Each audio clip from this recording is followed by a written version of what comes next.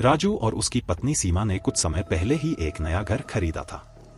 घर पुराना था परंतु सुंदर और विशाल। वे दोनों बहुत उत्साहित थे कि वे अपने सपनों का घर पा चुके थे। लेकिन उस घर के बारे में कुछ अजीब सी बातें पहले से ही लोगों के बीच मशहूर थी। पहली रात को ही सीमा को कुछ अजीब सी आवाजें सुनाई दी।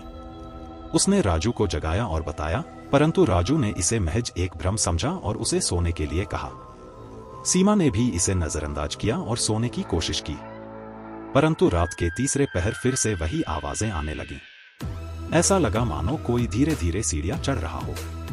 अगली सुबह सीमा ने पड़ोसियों से इन आवाजों के बारे में पूछा। पड़ोसियों ने बताया कि इस घर में पहले एक बूढ़ी औरत रहती थी जो अकेली थी और उसकी मौत भी इसी घर में हुई थी। उसकी आत्मा के बारे में कहा जाता था कि वह अब भी इस घर में भटकती है। सीमा यह सुनकर घबरा गई, परंतु उसने राजू को कुछ नहीं बताया। दूसरी रात फिर वही हुआ। इस बार आवाजें और भी तेज थी। ऐसा लग रहा था जैसे कोई दरवाजे को खटखटा रहा हो। राजू ने उठकर दरवाजा खोला, परंतु बाहर कोई नहीं था। तभी अचानक हवा का एक तेज झोंका आया और सारे दरवाजे और खिड़कियां जोर से बंद हो गईं। राजू और सीमा दोनों डर गए और किसी तरह रात बिताई। कुछ दिनों बाद सीमा को घर के हर कोने में उस बूढ़ी औरत की छाया दिखाई देने लगी। वह जहां भी जाती उसे ऐसा लगता जैसे कोई उसे देख रहा हो। एक रात वह रसोई में खाना बना रही थी, तभी अचानक रसोई की बत्तियां झपकने लगीं और उसे एक छाया दिखाई दी। सीमा चिल्लाते हुए बाहर भागी और राजू को सब कुछ बताया। राजू ने तांत्रिक बुलाने का निर्णय लिया। तांत्रिक ने घर की जांच की और बताया कि उस बूढ़ी औरत की आत्मा को शांति नहीं मिली है और वह अभी भी इस घर में भटक रही है। तांत्रिक ने कुछ उपाय बताए और घर को शुद्ध करने के लिए हवन किया, परंतु उसके बाद भी हालात नहीं सुधरे।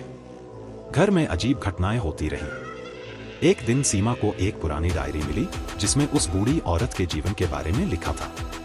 उसमें लिखा था कि उसकी मौत बहुत दर्दनाक थी और उसकी आत्मा को कभी शांति नहीं मिली। राजू और सीमा ने अंततः यह निर्णय लिया कि वे इस घर को छोड़ देंगे। उन्होंने घर बेचने का प्रयास किया, परंतु कोई खरीदने को तैयार नहीं हुआ। आखिरकार उन्होंने वह घर छोड़ दिया और कहीं और रहने लगे।